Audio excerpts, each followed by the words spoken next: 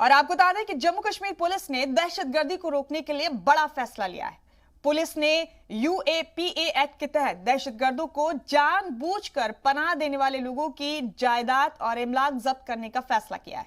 Police का कहना है कि यह फैसला दहशतगर्दों को दबाने में काफी मददगार साबित होगा।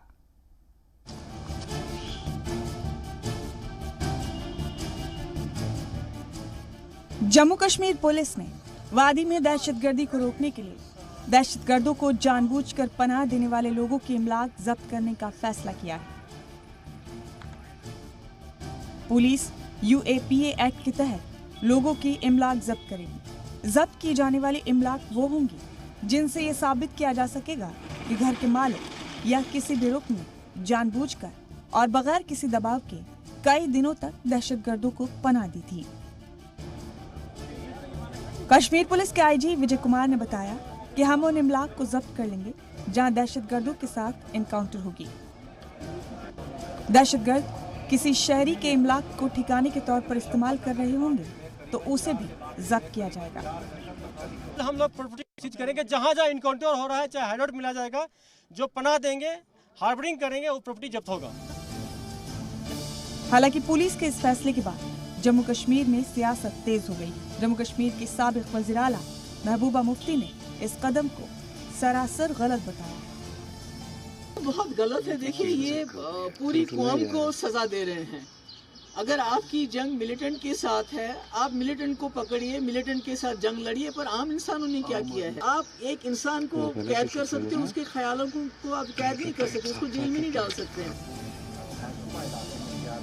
ब्यूरो रिपोर्ट, जी media.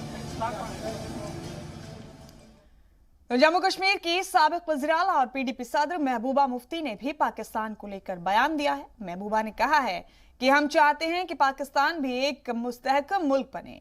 PDP chief Mehbooba Mufti ने पाकिस्तान के मौजूदा हालात पर मीडिया से बात करते हुए कहा कि पाकिस्तान में वहां की जमहूरियत का शोरगुल चल रहा है। हम चाहेंगे कि पाकिस्तान में भी स्टेबिलिटी आए। महबूबा ने पाकिस्तान को लेकर कहा कि पाकिस्तान हमारा पड़ोसी है और वहां जमहूरियत का होना जरूरी है। देखिए, शहीद भुट्टो साहब कहते थे कि जो हिंदुस्तान है वो जमहूरी डेमोक्रेसी के शोरगुल की वजह से जिंदा है। आज मुझे लगता है पाकिस्तान में भी जमहूरियत का शोरगुल चल रहा है और कहीं ना कहीं उस मुल्क में भी डेमोक्रेसी जड़ पकड़ रही है। पर हम चाहेंगे कि एक स्टेबल मुल्क हो, हमारा हमसाया है वो स्टेबल हो वहाँ पर, और वो किसी जल्दी कोई फैसला कर लें ताकि वहाँ के जो जिस तरह हमारे मुल्क के अंदर जमहूरियत का बोलबाला है वहाँ भी हो जाए और वहाँ भी कोई सरकार बने या इलेक्शन हो जो वो चाहते हैं तो अच्छा रहता है। हमारे वहाँ हमसाया मुल्क में अच्छी स्टेबिलिटी होनी चाहिए, वो हमारे लिए अच्छा है। बढ़ते खबरों में आगे, गांदरबल के पति शालाबाग इलाके के लोगों ने पीने के साफ पानी की शदीद किल्लत का सामना किया है, जिसके खिलाफ लोगों ने महकमा जल शक्ति से जबरदस्त नाराजगी का इजहार किया। लोगों ने बताया कि रमजान के मुकद्दस माह में भी पीने के पानी से वो महरूम है, जिसकी वजह से सख्त मुश्किलात का सामना करना पड़ रहा है। इस दौरान इलाकाई खवातीन ने कहा कि गुज़िश्ता 4 माह से वो पीने के पानी से महरूम है, जिसके सबब रोजे में उन्हें दरिया से पानी भरकर लाना पड़ता है या फिर ट्यूबवेल का गंदा पानी पीना पड़ता है, जिसकी वजह से बीमारियां पैदा होती हैं और लोग बीमार हो जाते हैं।